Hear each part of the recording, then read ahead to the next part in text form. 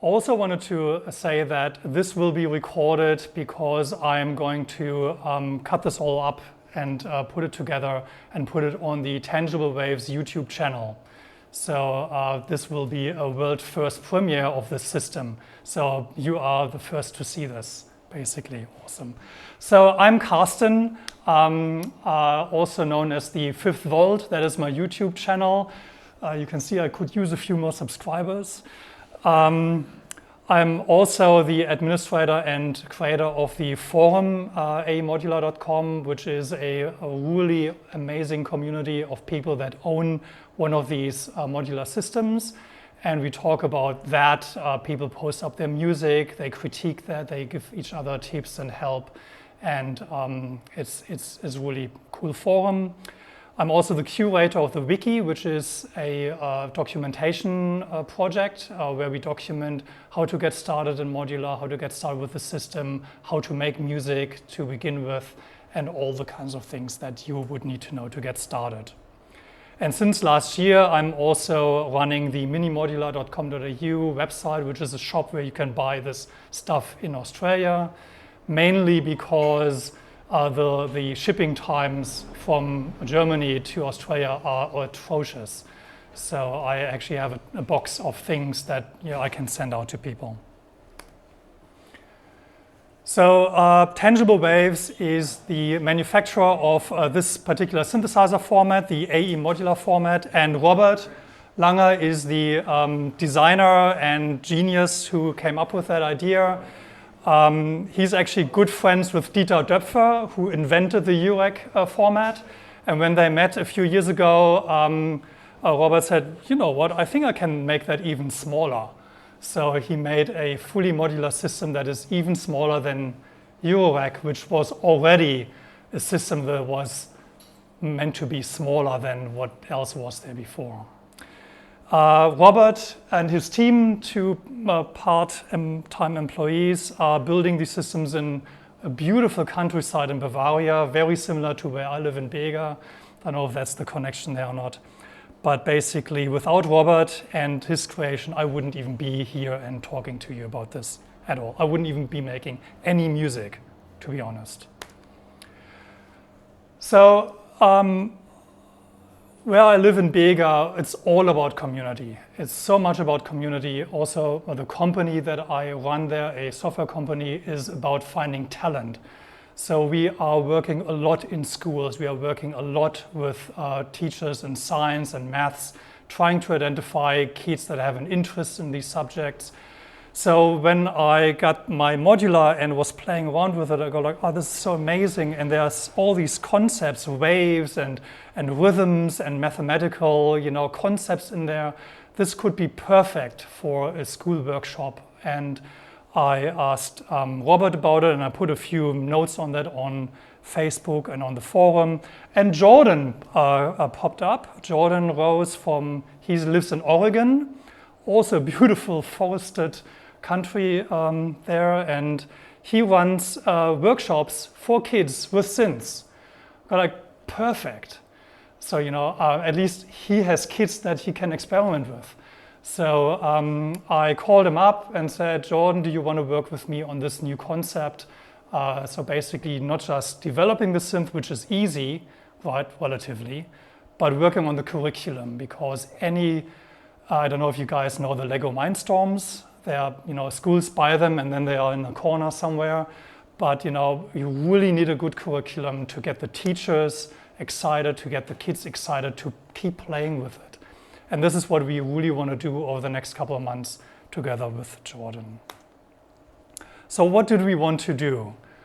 We wanted to build a musical instrument that is easy enough and deep enough so that you can get started with it without any musical knowledge, without any knowledge about synthesizers, and get to something that is fun.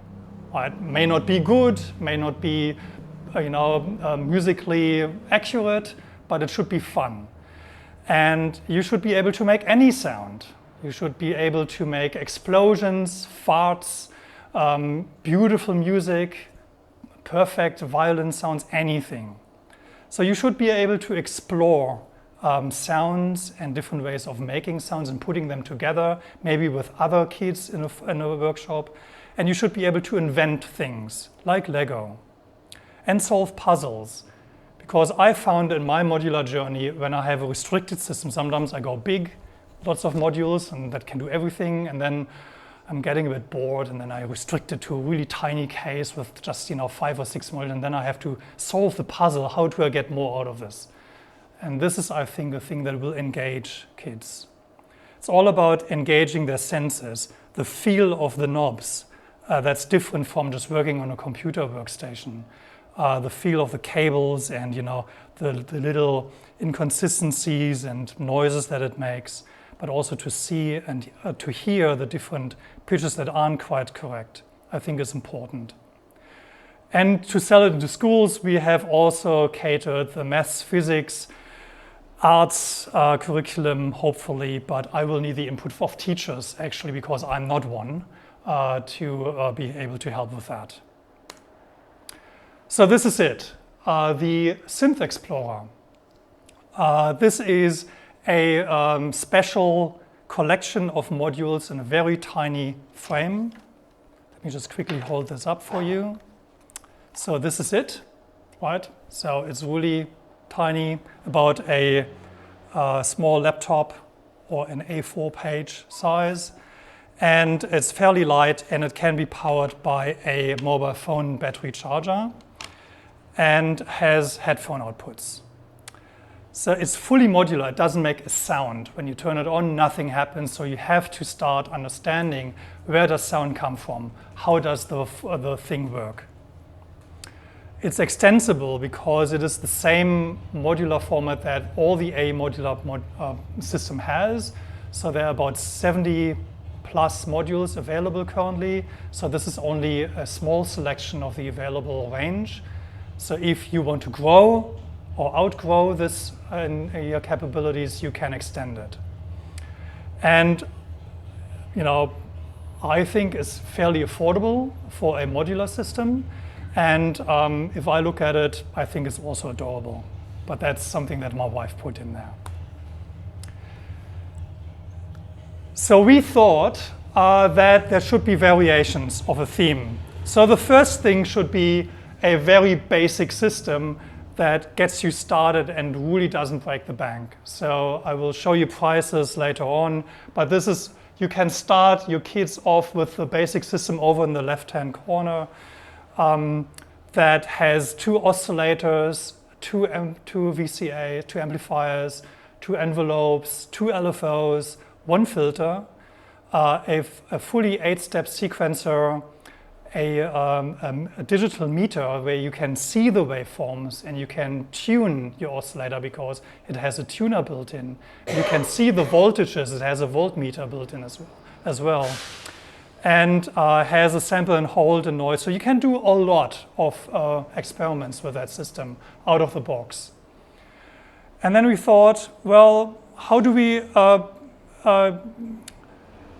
accomplish other things that you want to teach kids? So the next system would be adding the breadboard, and I will go into more detail as well. So anyway, there are different variations of these systems, and you can either buy one of these outright, or you can start with the basic system and order in the parts later on.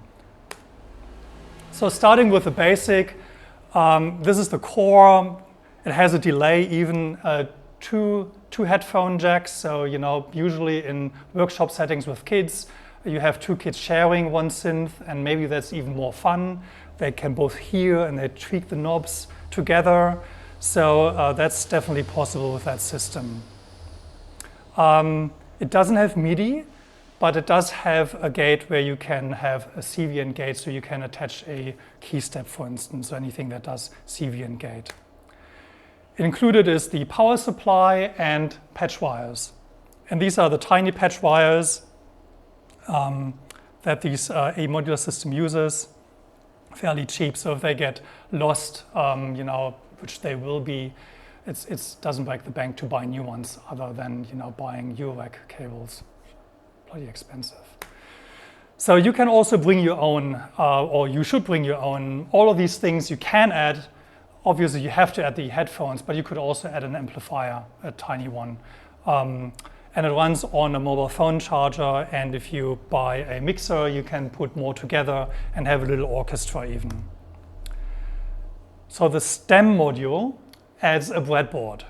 The breadboard module is connected with the system. It gets the 5 volt and the ground from the bus, and it comes with electrical components. So there's a 555 timer in there. There are a bunch of resistors, capacitors, op-amps, switches, LEDs, and other things that can get you started on various basic sound making or light making circuits that you could use in your science class, for instance. And talking about that, that might be over the top for a few teachers or educators. So we will provide a handbook where all of these circuits or a selection of basic ones will be explained fully together with a couple of videos. And this is where I'll be working with Jordan and other people that have already expressed an interest. There's a teacher in England who wants to be part of it as well. And this handbook will be online together with the videos, and it will be available for free. Everyone can look at it. Even if you don't have one of these systems, you will get something out of it. The next variation is the musical variation, which adds a second filter, which has more character. And also, so you can have 2 complete separate synth voices with 2 filters, and it adds a quantizer. So if you're a music teacher and you're sick of all the, too flat, too sharp, or squeaky, then adding a quantizer in there, you can just tune it to a C minor, and that's it. Everyone's in tune. Another variation would be the rhythm variation, where we add a complete drum kit. It's a lo-fi drum kit, but that's usually, I find, perfectly acceptable with bass drum, snare, hi-hats, clap, all that. And to drive these drums, there's a clock divider, a multi-mode clock divider, which is fantastic for drums. And because it's multi-mode, you can actually switch between different timings, beat, binary, decimal, prime numbers, Fibonacci numbers. You can even get the odd, math curriculum in there. Do you know what this Fibonacci sequence sounds like with a kick and a snare? Well, there you go. That's it. Probably for more older kids is the code expansion, where you have the grains module, which is a fully programmable Arduino Nano compatible microchip. You just plug in USB cable and connect it to your Arduino environment on the PC. And there are already many ready-made programs that you can upload, but there will also be in the manual, there will be a section of basics of programming DSP. It's only PWM though, so it's very lo-fi. And then if you really want to connect it to a MIDI keyboard or a DAW, then you can get the master module, which has a MIDI implementation. And that's another one of those extensions that you could opt for. I think, personally, I would like to get the kids off the computers and give them things in their hands. So I would even not bother with that, but obviously it's much more versatile if you can put it into a DAW and add more things there. And of course, all of these slotted into these respective empty parts. And if you put everything in there, you get the final system, which I have here on the desk, the ultimate system, which has everything. And it's great for a teacher and probably great for an advanced student. But if you only get started in synthesis, I think it's probably a bit overkill. And the amount of knobs, the amount of possibilities, and the closeness of the patch points will make it very hard for people to really get started with it. So actually, we would discourage people of getting 10 of those for their kids, because I think they would have a much better experience if they get started with the core, much cheaper basic model.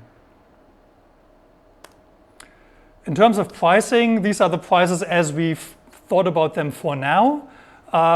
Basically, if you buy 10 or more of these systems in one go, you get up to a 30% discount as if you would buy them online individually in the shop. And even the a single model is already at a 17.5% discount in relation to the other modules on the shop. We will only sell them to schools. So you have to be either a school or a teacher that works at a school or a similar organization that works with kids and organizes these workshops. And you can only buy them on the Tangible Wave websites, Tangible Wave's website, basically because there's hardly any profit in it, but it is great to get that into schools and in the hands of kids. So in Australian, the system I have here on my desk would be close to $1,000, 991 as it stands, excluding GST. And the basic system you could get started with $630. But if you buy more of them, you save up to even the ultimate system is about $130 cheaper if you buy 10, which saves you almost $1,000 or more. So when will all this be available? Well, basically, apart from this model here on the desk, is still a bit vaporware, and the manual still has to be written. But basically, if you're an early adopter, if you're someone who wants to be part of it, maybe get early input into it, then I think you can get started and buying these from August. And that will be announced on the Tangible Waves website. And I will announce it on Facebook, and I'm sure Ed will share that if I put that online. And if you have any questions, please send an email to explorer@tangiblewaves.com. So now I wanted to also, now that I've spoken a lot and you've seen a lot, also want to engage your ears and maybe do a little bit of a demonstration of how you can work with this system. But before I do that, are there any questions? No? I've either done a good job or a bad job, so I don't really know. But basically what I want to present is a thought that I had the other day where I thought I'm doing a lot of tutorial videos on my YouTube channel. And because running the forum, there are a lot of beginners, a lot of people that have never done any synthesis or any music or any modular synthesis. And I'm always starting with the basics, so somehow I have that in my head, which what I call fractal patching. And the idea is, in a fractal, you start with a straight line, and then you add more and more of these bumps into it, and it becomes more elaborate and more complex and more beautiful. And this is how fractals work, basically. And this is how I do almost all of my music. I start with the basics, and then I add to it and subtract or add. So you can now be engrossed by this beautiful picture of a fractal while I get set up.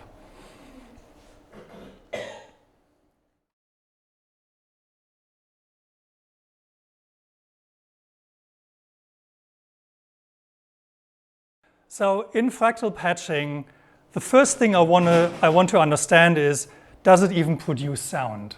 So, you know, there are so many things involved in getting a sound out. There's your headphone, is that working? Is that plugged in?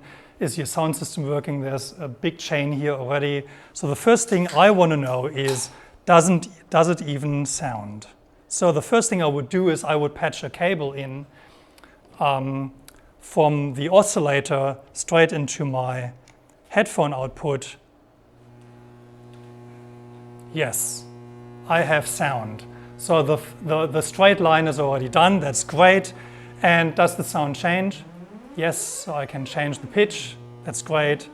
This is how this sounds. This is a sawtooth wave. This is my pulse wave. And if I use this one, I can do pulse width modulation. So already, if you put this through a little bit of reverb,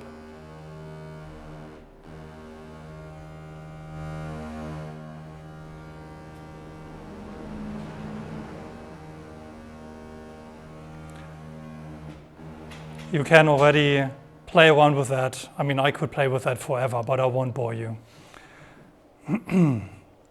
So we do have sound. That's great. So now that I have that, I want to change the pitch a little bit. So what I'll do is I will put an LFO in. So here is where we start talking about things like LFOs, right?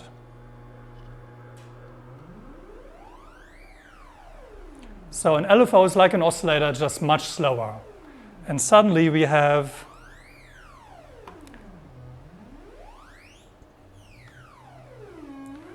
things like that. So that's fun. So that's not cool enough because it's always going from the deepest to the highest note. So what I want to do now is I want to attenuate that a little bit. So what I'm doing is I put this through an attenuator.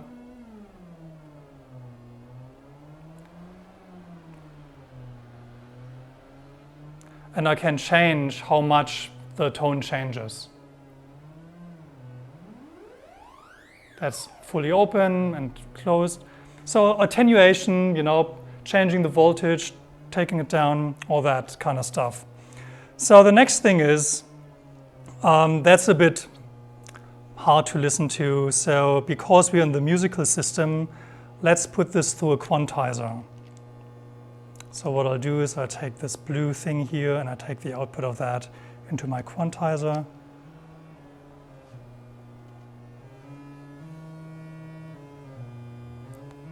And here I have only one note.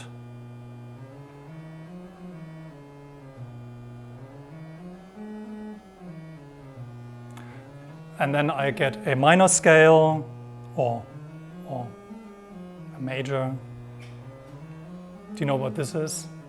Phrygian? I have no idea. So minor scale. So that's cool. So we are now approaching a musical territory here. So the next thing what we want to do is we want to change the way this oscillator behaves. And one of the things you can put in is a filter. So let's put this through a filter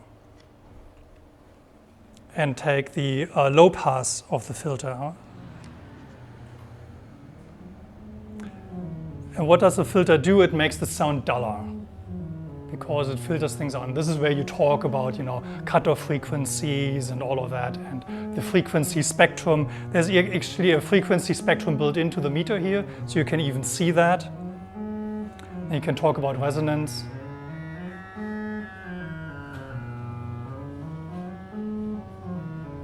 So, okay, so that's really cool, but there is really no real rhythm to it other than, you know, just going up and down. So the next thing is we want to take it from the filter into a VCA. So let's put this straight into a voltage controlled amplifier and take the output out of that. And the next thing we will notice that there's no output. I don't hear anything because the voltage controlled amplifier doesn't do anything unless it's told to open or close. And we have to do that in a different way. So what I'll do now is I will actually take an LFO to open and close this. So now I have an LFO that controls this, and I can make this fast or really slow. I can change the shape to triangle. So you can experiment with that, but this is a good rhythm.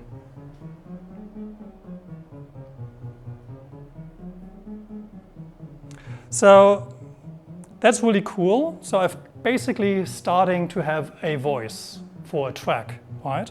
That's coming along nicely. So now I want a second voice.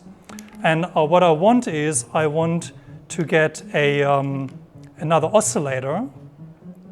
And this time I want to use the sub-oscillator, which is an octave below. And I want to have that coming in like bit of a bass on top of that. But I can't because this is connected to the amplifier, to the headphone output. So I have to put the first one into a mixer first, and then the second one in a mixer, and then take the output of the mixer into the headphone. So suddenly we are going into mixing things together.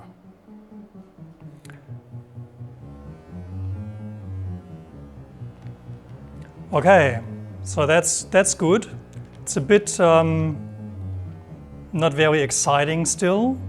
So what I want to do is I want to put the second voice also into a VCA and take the output of the VCA into the mixer. And this time the VCA gets the command to open and close from an envelope. And the envelope has to be told to trigger, to start and to fall down, right? So now we need a trigger. Where's the trigger coming from? So here I want something more rhythmical. I want more control over this. So what I'll do is I will take the output of my LFO that's doing this and create a clock from it. And then I take this clock and I'll trigger this envelope.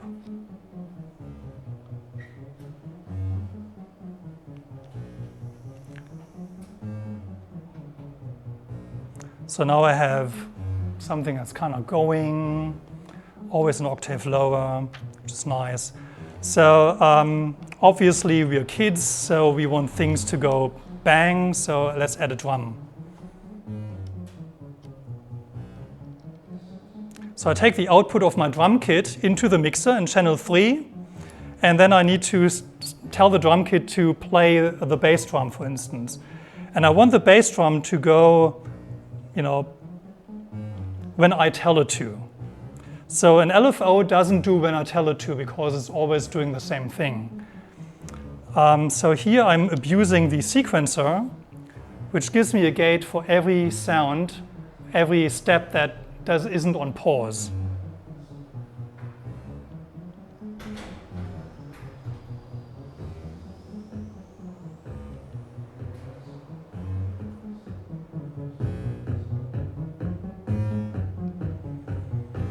So now we've got the kick drum going, which is great. And I have one more channel that I can fill up with something. So what do I want to put in? What I want to put in really is a really cool oscillator going into the WASP filter, because now I know a lot more about how synthesis works. And I want to take that one, because I don't have any more VCAs, I take that directly into my mixer. But I want to control the pitch of that from the quantizer. And because I don't have a keyboard, how do I control what I'm going to play? So I'm abusing the second channel of my attenuator. The second channel of my attenuator will actually control the quantizer. So let's put that out into here.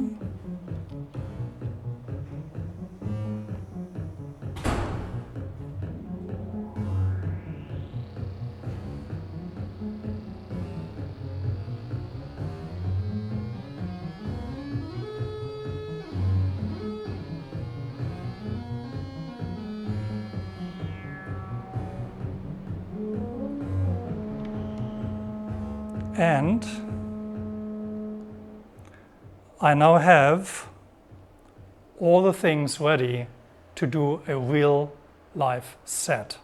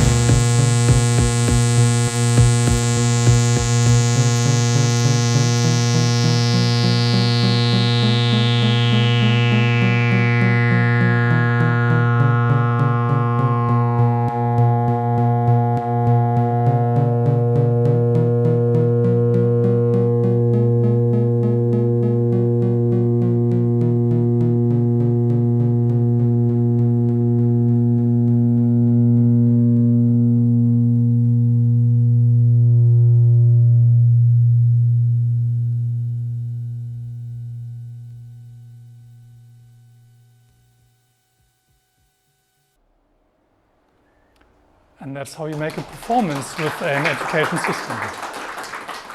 So that was it. Thank you very much for your attention. And thanks again, Ed, for letting me do all of this. Yeah, please let me know if you have any further questions. I'm happy to talk about it. In fact, I can not shut up about it, actually. So yeah, thanks for that.